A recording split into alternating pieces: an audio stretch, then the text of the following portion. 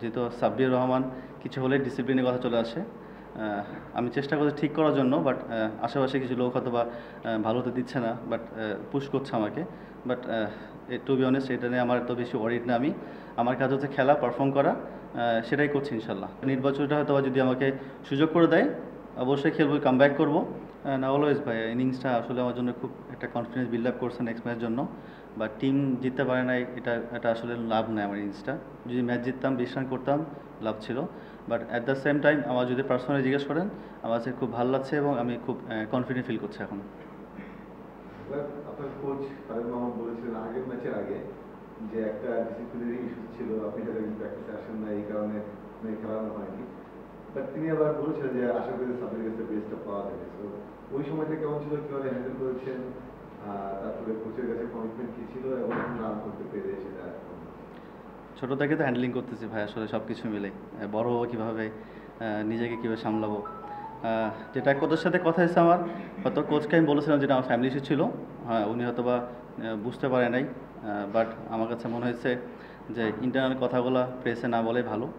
আর যেহেতু সাব্বির রহমান কিছু হলে ডিসিপ্লিনের কথা চলে আসে। আমি চেষ্টা করছি ঠিক করার জন্য, বাট আশেপাশে কিছু লোক হয়তো বা ভালো তো দিচ্ছে না, বাট পুশ করছে আমাকে। বাট টু বি অনেস্ট, এটা নিয়ে আমার এত বেশি ওয়ারিড না। আমার কাজ হচ্ছে খেলা, পারফর্ম করা, সেটাই করছি ইনশাল্লাহ। একমাত্র ওয়ালটন এসি দিচ্ছে 1 বছরের রিপ্লেসমেন্ট গ্যারান্টি।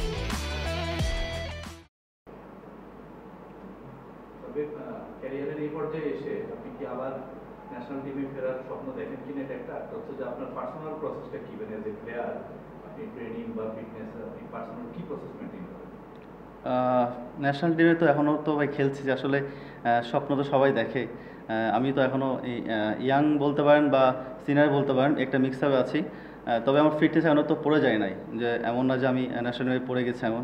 কিন্তু টেনিস বলে ভালো খেলতে পারি, তাহলে নির্বাচনটা হয়তো যদি আমাকে সুযোগ করে দেয় অবশ্যই খেলবো, কামব্যাক করবো।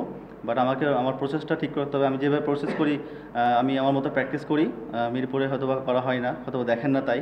বাট আমি রাজশাহীতে প্র্যাকটিস করি, নিজের খরচে নিজের জিনিসে প্র্যাকটিস করি, রেগুলারলি প্র্যাকটিস করি। চেষ্টা করছি আবার কামব্যাক করার জন্য।